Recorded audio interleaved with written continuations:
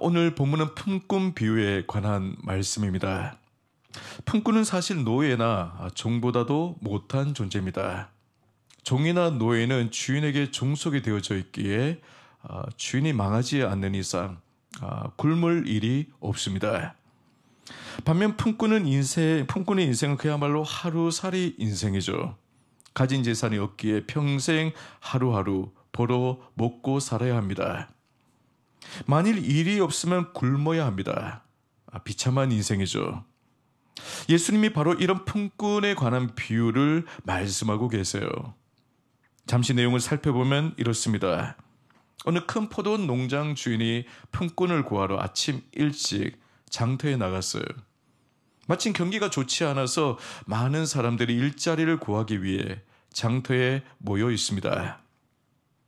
주인은 마음만 먹으면 얼마든지 많은 품꾼을 고용할 수가 있었어요.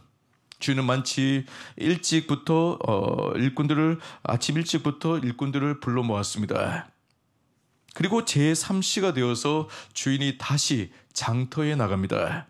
제3시는 우리나라 시간으로 오전 9시예요. 유대인들이 사용하는 시간과 우리나라 시간에 갭이 좀 있습니다.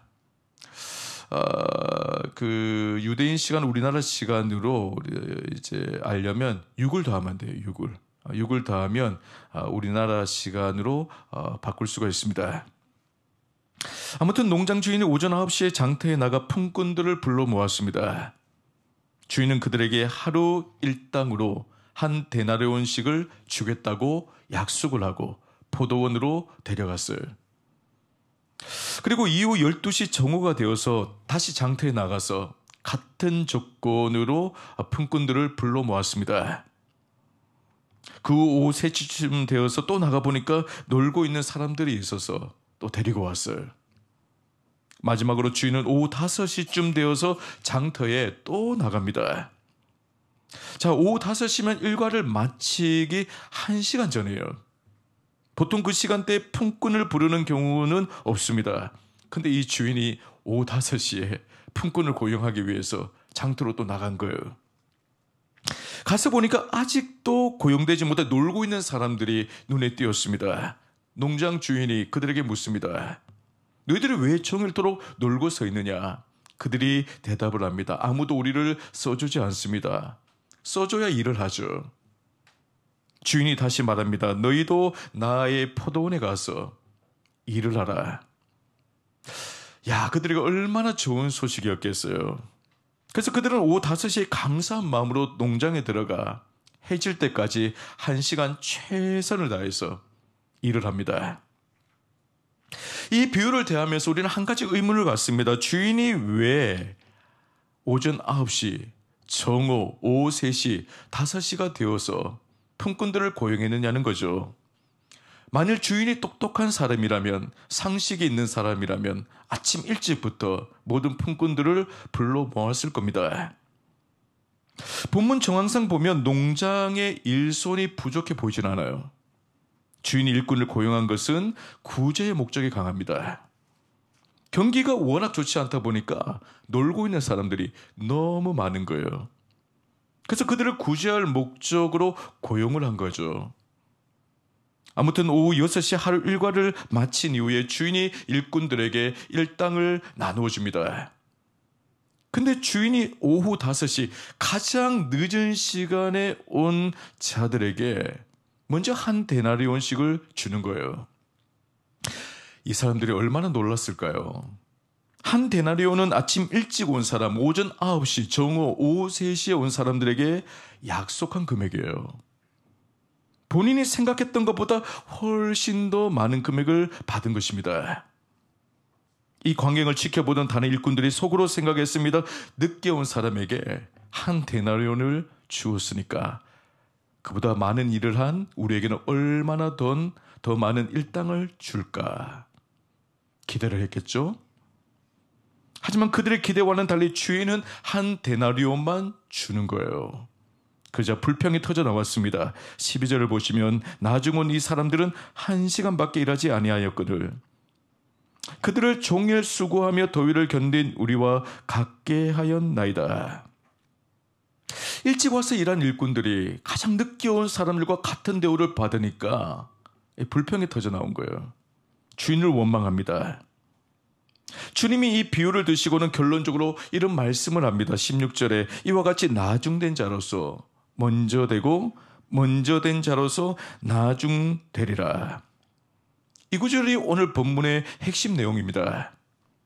여기서 먼저 된 자란 청함을 받았지만 나중에는 버림을 받은 사람이에요.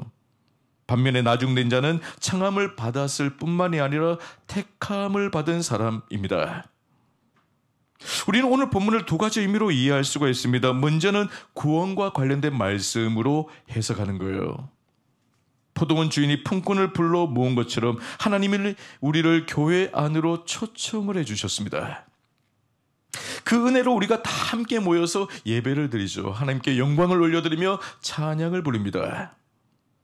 하지만 불행하게도 이 자리에 있다고 다 택함을 받고 구원을 받는 것은 아닙니다.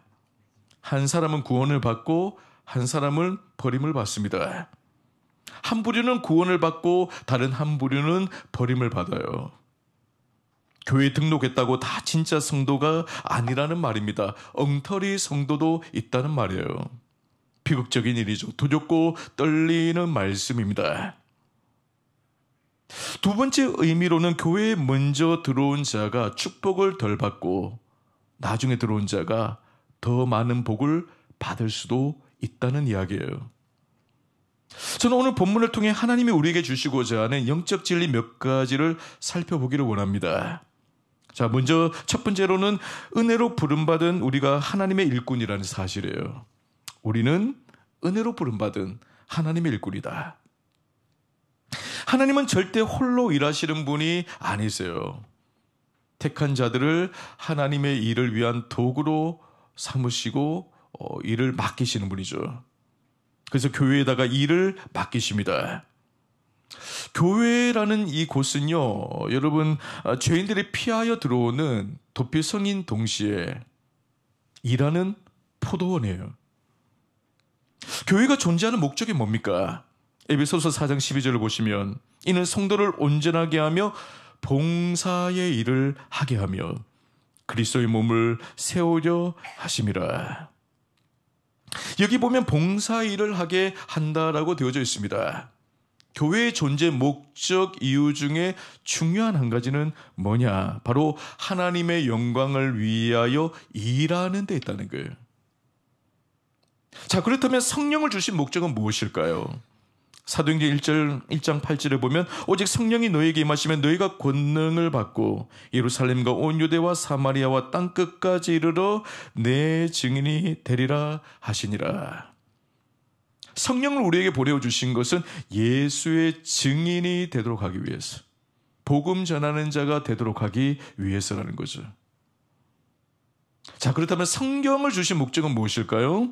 디모데후서 3장 16절에 보면 모든 성경은 하나님의 감동으로 된 것으로 교훈과 책망과 바르게 함과 의로 교육하기에 유익하니 이는 하나님의 사람으로 온전하게 하며 모든 선한 일을 행할 능력을 갖추게 하려 함이라. 성경은 우리를 하나님의 사람으로 온전히 세우게 하기 위해 주신 거예요.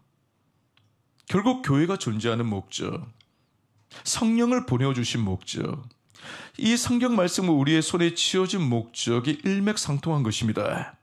하나님이 맡기신 일을 하도록 하기 위해서라는 거죠. 그러므로 내가 신앙생활하는 목적이 단지 구원받는 일에만 맞춰져 있으면요, 그것은 반쪽짜리 신앙이에요. 예수 믿는 것으로 만족하고 헌신하지 않는다면 우리는 우리의 태도를 바꿔야 됩니다. 고쳐야 됩니다. 하나님은 그저 구원만 받으라고 우리를 부르신 게 아니라는 거예요. 예수 잘 믿어 복받고 출세하라고 선택한 게 아닙니다. 세상에서 배부르고 편안한 삶을 살라고 자신의 아들을 십자가에 내어주신 것이 아니에요. 물론 하나님이 우리를 부르신 1차적인 목적은 예수의 피로 우리의 모든 죄를 씻어주기 위해서입니다. 구원받도록 하기 위해서입니다. 하지만 그것이 전부가 아니라는 거예요. 두 번째 목적이 있습니다. 죽기까지 주를 위해 충성하라고 우리를 부르시고 우리를 택하셨다는 사실을. 보네파라는 신학자가 이런 말을 했습니다. 그리스도께서 당신을 부르신 것은 와서 죽으라고 부르셨다. 하나님이 우리를 부르신 것은 죽으라고 부르신 거예요. 죽도록 충성하라고. 주의 일을 위하여, 하나님 나라를 위하여 힘쓰라고 부르셨다는 거죠. 이는 우리가 신앙인으로 살면서 평생 마음에 새겨야 할 말씀입니다. 우리 교회를 보면요, 주를 위해 기쁨으로 헌신하는 분들이 참 많은 것 같아요. 누가 시키지 않았는데도 자발적으로, 어제 보니까 막 청소하시더라고요. 우리 집사람들 오셔가지고 누가 시킨 게 아니에요. 그냥 자발적으로 청소하고 또 쓰레기 정리도 하고, 또 어떤 분은 남들이 보이지 않는 곳에서 박수갈채가 없어도 인정해 주지 않아도 그냥 묵묵하게 그냥 최선을 다해서 자신에게 맡겨준 일을 충성되게 감당하는 분들이 많이 있습니다. 얼마나 감사한지 몰라요. 안타까운 것은 요즘 갈수록 한국교회 성도들의 헌신도가 떨어지고 있다는 사실이에요. 예전에는 교회를 세우고요, 십자가만 다 꽂아두면 교회가 되었어요. 개척교회를 시작하면 그래도 사람들이 모여들었습니다. 이 개척교회를 섬기고자 하는 그 어떤 사명을 가진 분들이 제법 많았어요. 그 일부러 개척교회 찾아가서 등록하고 또 교회에 충성된 일꾼으로 섬기는 분들이 많았거든요. 근데 요즘은요, 개척하면 다 망한다는 이야기 들려와요. 개척하면 안 된다. 개척 시대는 끝났다. 개척교회 가면 괜한 고생을 할까봐, 많은 헌신을 요구할까봐 사람들이요, 의도적으로 기피해요. 안 가려고 그래요. 이 사역자들도 마찬가지입니다. 예전에 어떤 사역자들은 그냥 뭐 시골 교회든 어디든 작은 교회든 상관없이 그냥 사명감을 가지고 헌신하고자 했는데 요즘 그렇지 않아요. 작은 교회, 시골 교회 안 가려고 합니다. 이제 수도권으로 다 몰려요. 좀 더 좋은 위치, 좋은 환경에서 사역을 하고자 하는 거죠. 그러니까 개척교회 같은 경우에는 사람이 없으니까 결국에는 문을 닫게 되는 거예요. 요즘 성도들은 예전과 다릅니다. 모든 것이 너무 자기중심적이에요. 신앙과 교회는 뒷전이고 오직 자기 가정만 잘 먹고 잘 살면 된다는 식입니다. 여러분, 교회에서 힘들고 어려운 일은요, 하지 않으려고 해요. 예전에 믿음의 선배들이 보여주었던 그 헌신과 충성을 찾아보기 힘든 시대가 되어져 버렸습니다. 그렇다고 제가 뭐 어떤 가족이나 생계가 중요하지 않다는 이야기 아닙니다. 제가 말씀드리고자 하는 것은 우리 마음 중심에 주를 위해서 진짜 헌신하고자 하는 마음이 있느냐는 거죠. 내 모든 삶을 주를 위해 바치고자 하는 뜨거운 열정이 살아있느냐는 겁니다. 하나님은요, 우리를 유원지에 보낸 것이 아니고 포도원에 보냈어요. 포도원에 일하라고 우리를 부르셨습니다. 우리는 하나님의 일을 위해 부름받은 사명자입니다. 하나님 나라의 품꾼입니다. 여러분은 이 사실을 기억하고 모두가 맡은 자리에서 최선을 다해서 충성을 다하시기를 바랍니다. 이것이 우리를 부르신 하나님의 목적이에요. 다음으로 오늘 본문이 주는 영적 진리는 신앙 경력보다도 마음 자세가 중요하다는 겁니다. 우리는 신앙 경력에 속지 말아야 됩니다. 신앙의 경력은 우리의 자랑거리가 될 수가 없어요. 오늘 본문을 보면 포도원 주인이 모든 품꾼에게 일한 시간과는 상관없이 동일하게 한 데나리온씩을 지급하죠. 사실 아침 일찍 와서 일한 사람과 오후 5시에 들어와 1시간 일한 사람과의 임금은 달라야 됩니다. 일한 시간과 상관없이 모든 사람에게 같은 품삯을 지급하는 것, 그것은 노동원칙에 어긋나는 일이에요. 종일 더위에 시달리며 일한 사람과 1시간 일한 사람이 같은 대우를 받아서는 안 됩니다. 이것은 상식적으로 받아들일 수 없는 일이죠. 하지만 하나님 나라에서는요, 가능한 얘기예요. 하나님 앞에서는 시간이나 세월이 중요하지를 않습니다. 내가 몇 시간을 섬기고 몇십 년 동안을 신앙생활 했느냐, 별 중요한 게 아니에요. 우리가 아무리 3, 40년 신앙생활해도 그것으로 하나님 앞에 인정받을 수는 없는 겁니다. 저는 모태신앙인으로 수십 년 교회를 신앙생활했지만 그것으로 명언을 내밀 수가 없어요. 하나님 앞에 자랑할 수 없습니다. 성도 중에는 몇십 년 교회를 다녔지만은 라오디게아 교인처럼 차지도 덥지도 않고 미지근하게 신앙생활하는 분들이 있어요. 반면에 이제 예수를 믿은 지 고작 몇 개월밖에 되지 않았는데 뜨거운 열정을 가지고 주님 사랑하는 마음으로 믿음 생활 하시는 분들이 있어요. 하나님이 누구를 더 인정을 하실까요? 신앙 연수는 짧지만은 가슴에 십자가 사랑으로 불타오르는 사람을 더 인정하지 않겠어요? 사람마다요, 교회 다니기 시작한 시점이 다릅니다. 오늘 본문을 두고 볼 때 우리는 몇 시에 하나님께 부름을 받은 사람입니까? 오전에 부름받은 사람은 많지는 않을 거예요. 대다수가 정오 이후에 부름받은 사람일 것입니다. 근데도 하나님은 우리에게 동등한 은혜를 베풀어 주셔요. 다시 말해 모태 신앙인으로 어릴 때부터 교회에 나오신 분들이나 50 넘어서 예수를 믿기 시작한 사람이라 하나님은 동일한 구원의 은혜를 베풀어 주십니다. 더 놀라운 것은요, 먼저 믿은 사람보다 늦게 믿은 사람이 앞서는 경우가 많다는 거예요.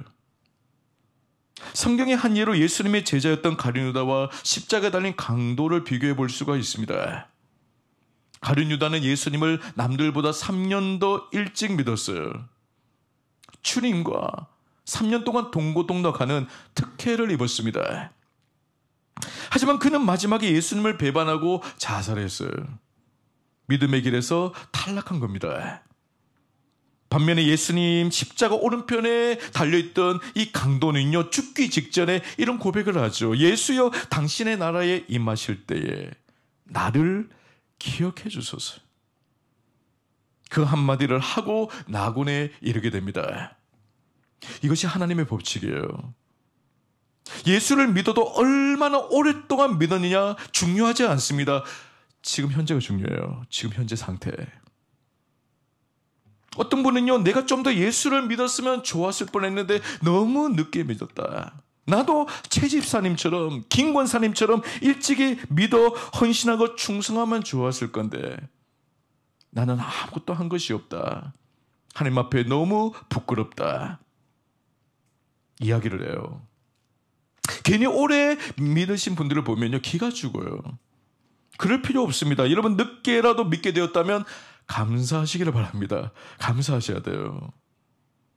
언제 믿어도 하나님이 우리에게 주시는 선물과 축복은 같습니다. 일찍 믿어도 감사한 것이고요, 늦게 믿어도 감사한 겁니다.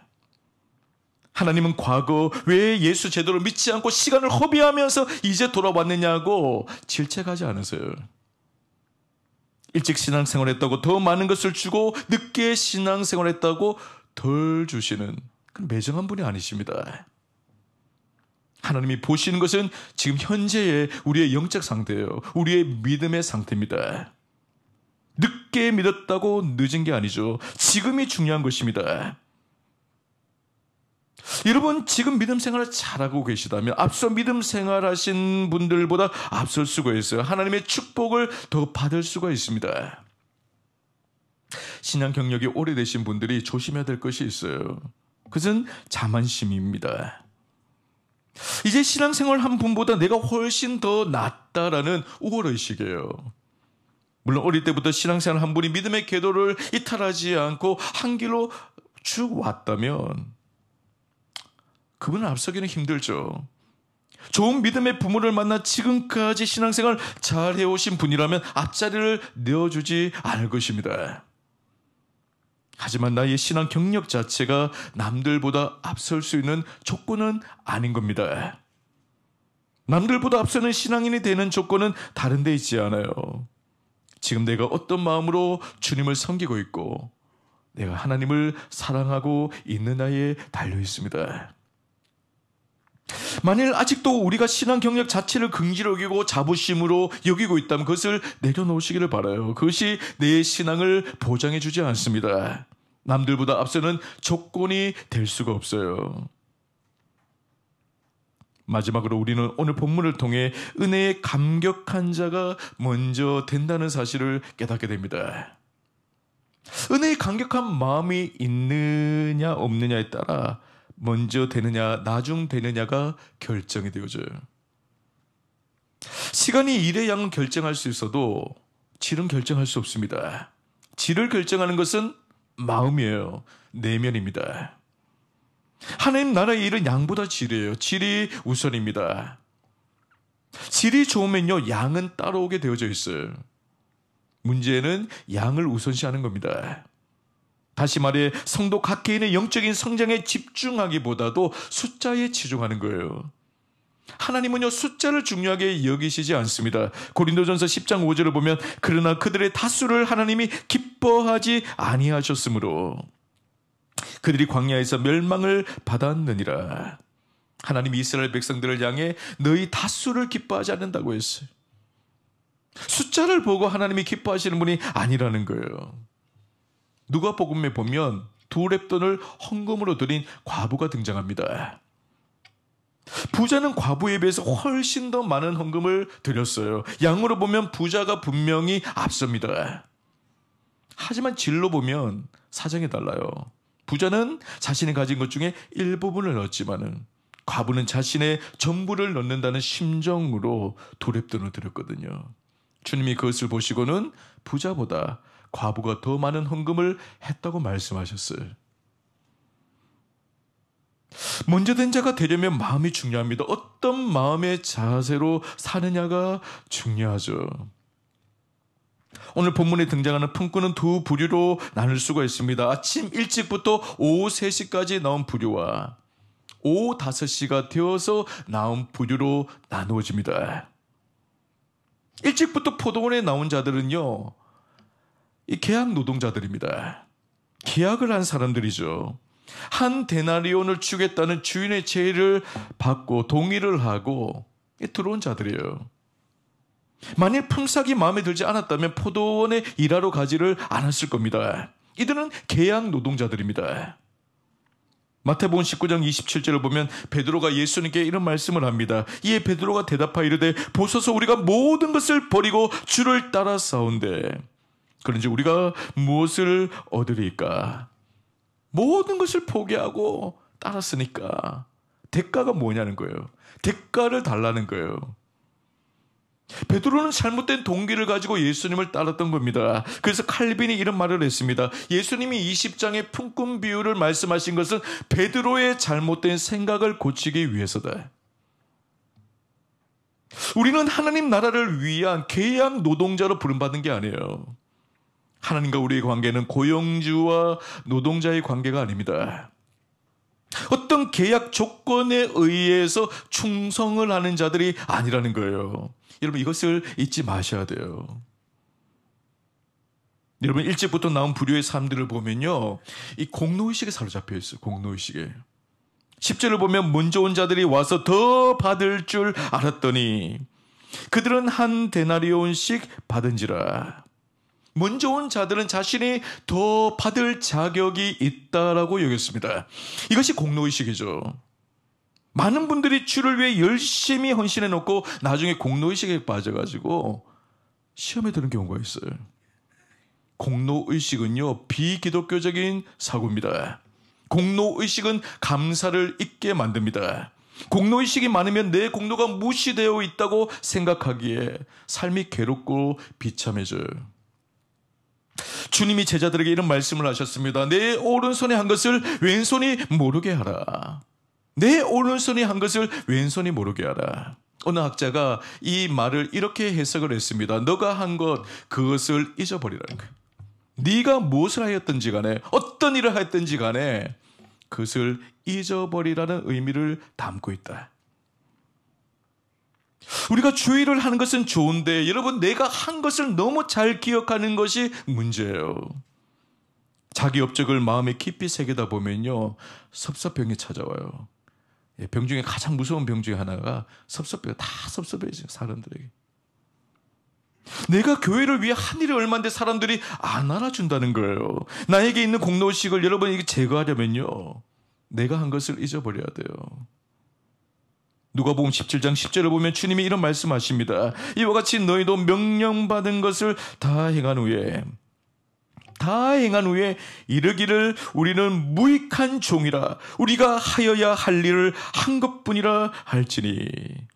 우리가 주의 일을 하고 난 이후에 가져야 될 태도가 무엇인가? 나는 무익한 종이라고 여기는 거예요.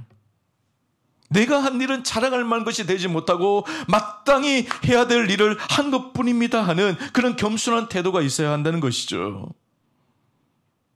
자기 공로를 앞세우기보다 하나님 뒤로, 십자가 뒤로 숨는 작업을 하셔야 돼요. 내가 한 일에 대해서는 다 지워버려야 됩니다. 기억하지 말아야 돼요. 한편 두 번째 부류인 오후 5시에 들어온 사람은 어떤 사람입니까? 11시간을 낭비한 사람들이, 놀다 온 사람들이에요, 사실. 아무도 불러주는 이가 없을 만큼 무능한 자들이었어요. 아무도 써주지 않는 무능한 자들. 근데 포도원 주인이 그들을 불러줍니다. 그러자 뒤늦게 부름을 받은 그 품꾼들이요, 품삯을 얼마 줄지를 묻지도 않고 포도원에 들어가요, 그냥. 이들은 계약 조건을 가지고 일하러 간 사람들이 아니었습니다.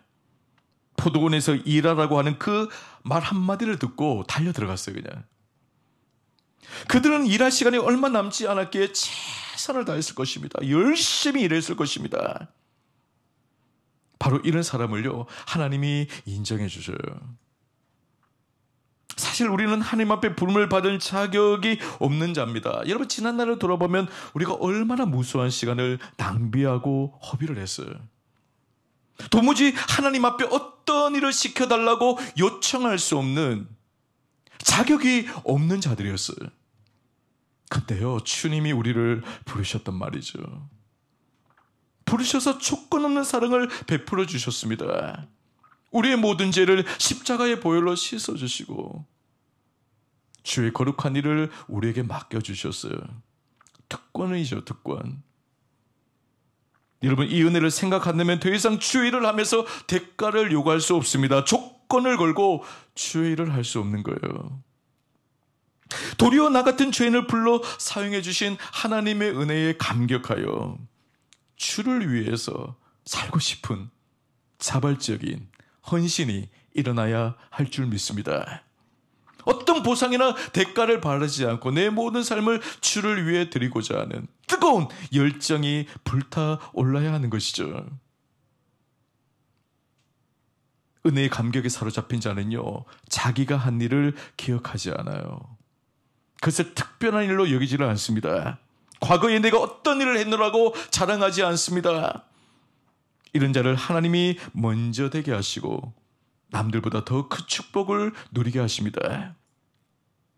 오늘날 이 시대에 하나님이 요구하시는 일꾼은 어떤 일꾼입니까? 신앙 경력을 자랑하는 사람이 아닙니다. 예수 오래 믿었다고 나태해져서 미지근하게 신앙생활하는 사람이 아니에요. 항상 주님과의 첫사랑의 뜨거움을 간직한 자예요. 주님의 십자가 은혜에 감격하여 하나님 나라를 위하여 힘써 섬기는 자들입니다. 누구의 칭찬이나 보상을 바라지 아니하고 묵묵히 자신에게 맡은 자리에서 충성을 다하는 자들입니다. 어떤 일을 해도요, 자기 이름을 드러내지 아니하고 하나님만 드러내고 하나님 한 분만으로 만족할 줄 아는 자예요. 주님이 그런 자를 귀하게 사용하십니다. 그런 성도를 먼저 되게 하십니다. 우리는 하나님의 부름을 받은 일꾼인 줄 믿으시기를 바랍니다. 여러분, 다른 무엇을 자랑하지 마시고 오직 그리스도의 그 사랑에 감격하여 나를 부르신 하나님의 은혜로 인하여서 감사하는 마음을 가지고 물불 가리지 말고 주의 나라와 영광을 위하여 맡은 자리에서 충성을 다하는, 하나님께 인정을 받는 복된 일꾼들로 쓰임받을 수 있기를 주의 이름으로 간절히 축원합니다.